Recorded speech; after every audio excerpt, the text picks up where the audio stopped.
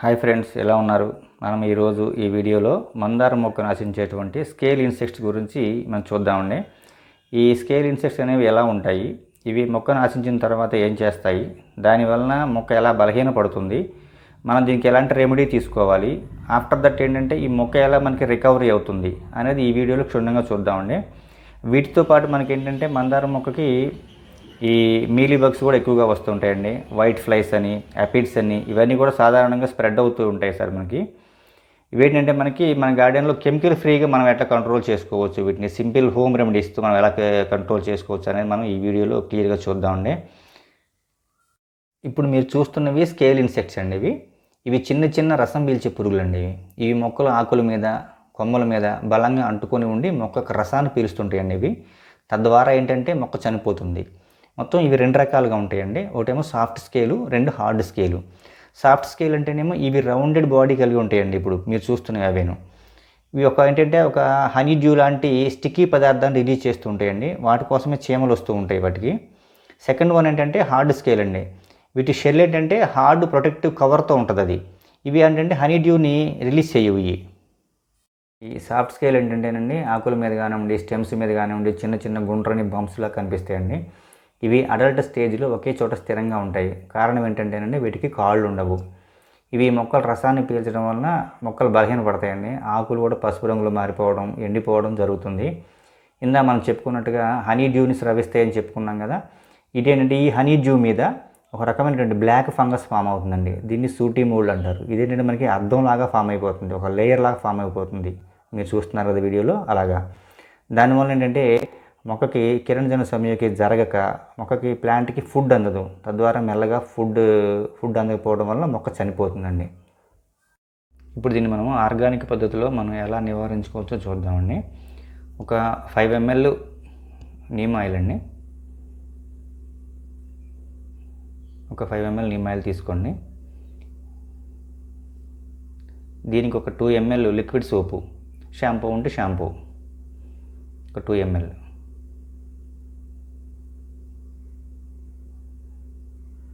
Shampoo మాత్రం ఎక్కువ తీసుకోకండి, దానివల్ల మళ్ళీ ఆకులకి ఏమైనా ఇబ్బంది కలగవచ్చు.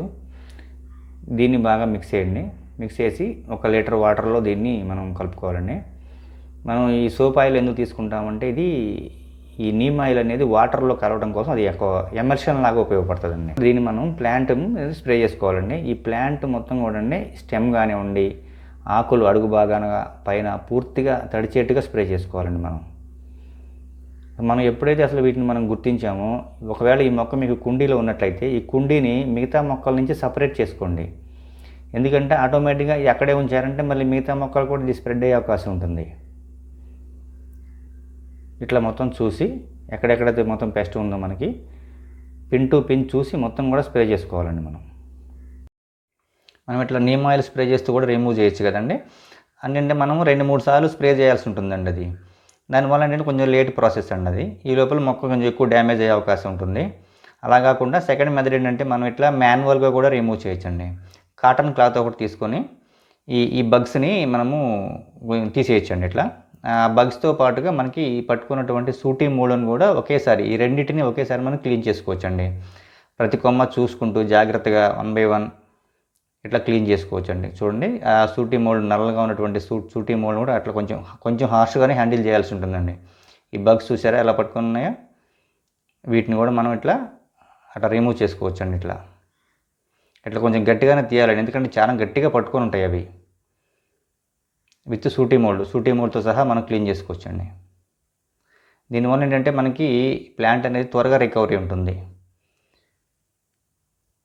స్ప్రే చేయడం వల్ల ఏంటంటే ఈరోజు స్ప్రే చేస్తాం, మళ్ళీ నెక్స్ట్ డే కూడా మళ్ళీ స్ప్రే చేయాల్సి ఉంటుంది, లేదంటే గ్యాప్ ఇచ్చి 3rd డే స్ప్రే చేయాల్సి ఉంటుంది. ఇట్లా మనం 2-3 సార్లు స్ప్రే చేయాల్సి ఉంటుందండి. అది కొంచెం లేట్ ప్రాసెస్. అలా కాకుండా ఇట్లా కొంచెం క్లీన్ చేసుకుంటే మనకి ఫాస్ట్ రికవరీ ఉంటుంది.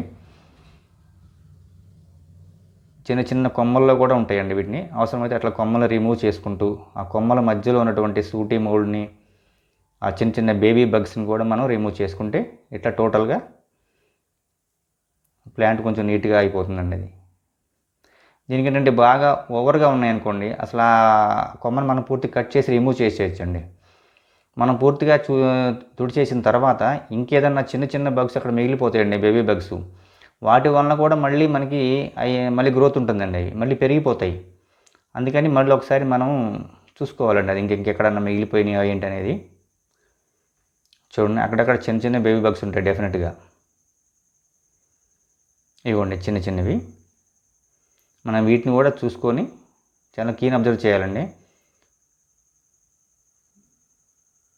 చూసుకొని ఇట్లా రిమూవ్ చేసుకుంటే అవి కూడా కంప్లీట్గా పోతాయండి. ఇట్లా అన్ని కొమ్మల్ని చూసుకుంటూ ఒక్కదాన్ని కూడా వదలకుండా అన్నీ రిమూవ్ చేశానండి క్లాత్. తర్వాత ప్లాంట్ని 2 days పక్కన పెట్టేశానండి కదిలించకుండా. 3వ రోజు ప్లాంట్ మొత్తం కడిగేశానండి. ఈ 2 days ఎందుకు గ్యాప్ ఇచ్చానంటేనండి, మనం నీమ్ ఆయిల్తో మొత్తం స్ప్రే చేసాం కదా, ఏదైనా చిన్న చిన్న బగ్స్ ఉన్నా కానీ ఈ నీమ్ ఆయిల్ దానికి చనిపోతాయండి. ఇట్లా మొత్తం కూడా ప్లాంట్ అంతా కడిగేశానండి 3వ రోజు. కడిగేసిన తర్వాత నా దగ్గర ఘనజీవామృతం ఉందండి. ఈ ఘనజీవామృతాన్ని కొంచెం మొదట్లో వేసానండి ఇట్లా ప్లాంట్కి. దానివల్ల ఏంటంటే ఇంకేదైనా చిన్న చిన్న ఏదైనా మొదట్లో పడ్డా కానీ దీని స్మెల్ చనిపోతాయి దీని గాఢతకి. తద్వారా ఏంటంటే మనకి ప్లాంట్ కూడా బూస్టింగ్ ఇచ్చినట్టు ఉంటుంది. ఇదైనా వేసుకోవచ్చు అండి, మనం వర్మి కంపోస్ట్ అయినా వేసుకోవచ్చు, మామూలు కంపోస్ట్ కానివ్వండి, ఇంకేదన్నా ఆర్గానిక్ ఫెర్టిలైజర్ ఏదన్నా మనం ఇచ్చుకోవచ్చు అండి. ఎందుకంటే అప్పటి వరకు ప్లాంట్ బాగా డల్గా ఉంటుంది కాబట్టి కొంచెం బూస్టింగ్ ఇచ్చినట్లుగా ఉంటుంది ప్లాంట్కి. ఇది ఆఫ్టర్ 1 week అండి. 1 week తర్వాత ప్లాంట్ మంచి రికవరీ వచ్చిందండి. ఫ్లవరింగ్ వచ్చింది. ఫ్లవరింగ్ కూడా చాలా కలర్ఫుల్గా హెల్తీగా ఉందండి. ఆకులు కూడా చూడండి చాలా హెల్తీగా ఉన్నాయి. ఇంతకుముందు ఎల్లోయిష్గా ఉన్నాయి, ఎల్లోయిష్గా ఉండేవి, ప్లస్ మెల్ట్ అయిపోయి ఉండేవి. ఇప్పుడు ఫ్లవరింగ్ కూడా చూడండి ఎంత హెల్తీగా ఉందో. అప్పటికిప్పుడు చాలా చేంజ్ ఉందండి. ఇట్లా మనం ఈ బగ్స్ని వీటిని రిమూవ్ చేసుకోవడం వల్ల మంచి రికవరీ వచ్చిందండి 1 weekలో ప్లాంట్. మనం ఇప్పటివరకు స్కేల్ ఇన్సెక్ట్స్ గురించి చూసామండి. సెకండ్ వన్ ఏంటంటే మీలీ బగ్స్ అండి. ఈ రెండింటి డిఫరెన్స్ చూద్దాం. ఇవేంటంటే బేబీ స్టేజ్లో మూవ్ అవుతాయండి. అడల్ట్ స్టేజ్లో ఒక చోట స్టిక్ అయిపోయి ఆ ప్లాంట్ని ఏంటంటే సక్ చేస్తూ ఉంటాయి, తద్వారా ప్లాంట్ చనిపోతుంది. సెకండ్ వన్ మీలీ బగ్స్ అండి. ఇవన్నీ తెల్లగా ఉంటాయి, ఇవన్నీ కూడా చూడండి మనకి చూడటానికి ఏంటంటే కాటన్ లాగా ఉంటాయండి. ఇవి ఏంటంటే మా అడల్ట్ స్టేజ్లో కూడా మూవ్ అవుతుంటాయి. ఇవి కూడా సేమ్ అండి, వాటిలాగానే ఒక చోట ప్లాంట్ దగ్గర మొత్తం ఒకసారి పట్టేసుకొని ఈ ప్లాంట్ మొత్తం సక్ చేస్తుంటాయండి. దాని ప్లాంట్ ఆటోమేటిక్గా ప్లాంట్ చనిపోతుంది. ఇవి కూడా చాలా డేంజర్ అండి. వన్స్ మనకి గార్డెన్లోకి ఎంటర్ అయినాయి అంటే మీ గార్డెన్ మొత్తం స్ప్రెడ్ అవుతాయి, ప్రతి మొక్కకి స్ప్రెడ్ అవుతాయండి. ఇది చూడండి, మదర్ ఏంటంటే ఈ బేబీస్ని దాని పొట్ట కింద ఉంచుకుంటుందండి. అది ఎంతవరకు ఉంచుకుంటుందంటే వన్స్ బేబీస్ మూవ్ అయ్యేంత వరకు మాత్రమే దాని పొట్ట కింద ఉంచుకుంటుందండి. ఆ మూవ్ అవడం స్టార్ట్ అయిన తర్వాత అవి స్ప్రెడ్ అయిపోతాయండి. ఇంకా ప్లాంట్ అంతా స్ప్రెడ్ అయిపోయి అవి మల్టిప్లై అవడానికి ఎక్కువ కాలం పట్టదండి, చాలా ఫాస్ట్గా మల్టిప్లై అవుతాయి. మల్టిప్లై అయిపోయి వాటి సంతతిని విపరీతంగా పెంచేస్తాయండి. తద్వారా ఏంటంటే మొత్తం ప్లాంట్ మొత్తం పట్టేసుకుంటాయండి. చూడటానికి కూడా చాలా అసహ్యంగా ఉంటుంది. ఈ మొత్తం కూడా వైట్ కలర్లో ఇట్లా కాటన్ లాగా ఉంటాయండి. అవేమో బ్రౌన్ కలర్లో ఉంటాయి. అవి కొంచెం హార్డ్గా ఉంటాయండి, ఇవి కొంచెం మెత్తగా ఉంటాయి అన్నమాట కాటన్ లాగా. దీనివల్ల కూడా ఇవి కూడా వన్స్ మనకి గార్డెన్లోకి వస్తే మాత్రం చాలా ప్రమాదం అండి. ఇవి రాకుండా ఉండటం కోసం ఏంటంటే మనం ఎవ్రీ 15 daysకి ఒకసారి మనం నీమ్ ఆయిల్ స్ప్రే చేసుకుంటూ ఉంటే ఇది మన గార్డెన్లో రాకుండా మనం నివారించుకోవచ్చు అండి వీటిని. రీసెంట్గా మన ఫాలోవర్ ఒకరు వాళ్ళకి మందార మొక్కలు ఎన్నిసార్లు పెట్టినా చనిపోతున్నాయండి, దీనికి సొల్యూషన్ చెప్పండి అని చెప్పని అడిగారండి. కామన్గా ఏంటంటే ఈ మొక్క అనేది మనము ఓపెన్ ఏరియాలో పెంచుకునే ప్లాంట్ అండి. చాలా పెద్దగా పెరుగుతుంది, రూటింగ్ కూడా చాలా ఎక్కువగా వస్తుంది. అలాంటి ప్లాంట్ని తీసుకొచ్చి మనము కుండీలో పెంచుకోవాలంటే ముందు కుండీ అనేది పెద్దగా పెట్టుకోవాలండి. నెక్స్ట్ ఏంటంటే సాయిల్ అండి. సాయిల్ అనేది మనము వెల్ డ్రైన్ సాయిల్ తీసుకోవాలండి. దానికంటే మనం రెడ్ సాయిల్ సెలెక్ట్ చేసుకుంటే బాగుంటుందండి. ఆ కుండీకి కూడా ఏంటంటే డ్రైనేజ్ హోల్స్ అనేవి ప్రాపర్గా ఉండాలండి. నెక్స్ట్ మీరు ఏంటంటే నల్లమట్టి కానివ్వండి, బంకమన్ను కానీ తీసుకోమాకండి. బంకమన్ను ఏంటంటే డ్రై అయిందంటే చాలా హార్డ్ అయిపోద్దండి, దానివల్ల మీకు రూట్ అనేది పెరగదనమాట. నెక్స్ట్ ఏంటంటే మీరు ఓవర్ వాటరింగ్ అండి. ఓవర్ వాటరింగ్ చేయకండి. ఓవర్ వాటరింగ్ చేయకుండా ఏంటంటే మీరు సాయిల్ డ్రై అయినప్పుడు మాత్రం మీరు వాటరింగ్ ఇవ్వండి. సాయిల్ డ్రై అయినప్పుడు ఏంటంటే ప్లాంట్ యొక్క ఆకులని ఆటోమేటిక్గా కొంచెం వడిలిపోయినట్టు ఉంటాయండి, అప్పుడు మీరు వాటరింగ్ ఇవ్వండి. డ్రైనేజ్ మాత్రం పూర్గా ఉండకూడదండి, డ్రైనేజ్ ప్రాపర్గా డ్రైనేజ్ ఉండాలా. నెక్స్ట్ ఏంటి మనకి ఓపెన్ ఏరియాలో ఉన్నప్పుడు సన్లైట్ ప్రాబ్లం రాదండి మొక్కకి. మనం ఎప్పుడైతే కుండీలో పెడతామో మనం లోపల పెట్టామంటే మాత్రము మొక్క చనిపోయే అవకాశం ఉంటుందండి. సన్లైట్ అనేది ఒక రోజులో దీనికి 6 గంటల సన్లైట్ అనేది చాలా అవసరం అండి.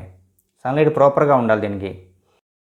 న్యూట్రియంట్స్ విషయానికి వస్తే మనం ప్రతి 15 రోజులకు ఒకసారి కిచెన్ కంపోస్ట్ కానివ్వండి, వర్మీ కంపోస్ట్ కానివ్వండి, ఘనజీవామృతం కానీ ఇచ్చుకోవచ్చు అండి. దానివల్ల ఏంటంటే మనకి మొక్క బలంగా వస్తుంది, మనకి ఫ్లవరింగ్ కూడా బాగా వస్తుందండి, మంచి కలర్ఫుల్గా వస్తాయి, ఫ్లవర్స్ కూడా చాలా పెద్దగా వస్తాయండి మనకి. నెక్స్ట్ పెస్ట్ కంట్రోల్ అండి. దీనికి ఏంటంటే ఎవ్రీ 15 డేస్కి ఒకసారి మీరు నీమ్ ఆయిల్ స్ప్రే చేసుకోండి, సరిపోతుంది. మీకు ఎలాంటి పెస్ట్ రాకుండా ఉంటుంది. ఆటోమేటిక్గా మొక్క కూడా హెల్తీగా ఉంటుందండి. ఇలాంటి ఇష్యూస్ ఏదైనా ఉంటే మీరు కామెంట్ రూపంలో చెప్పండి. మ్యాక్సిమం అక్కడే సొల్యూషన్ చెప్పడానికి ట్రై చేస్తాను. లేదు కొంచెం ఎక్కువ ఎక్స్ప్లెయిన్ చేయాల్సిన అవసరం ఉంటే మాత్రం నెక్స్ట్ వీడియోలో తప్పనిసరిగా మీకు సొల్యూషన్ ఇస్తాను. ఓకేనా friends, thank you for watching.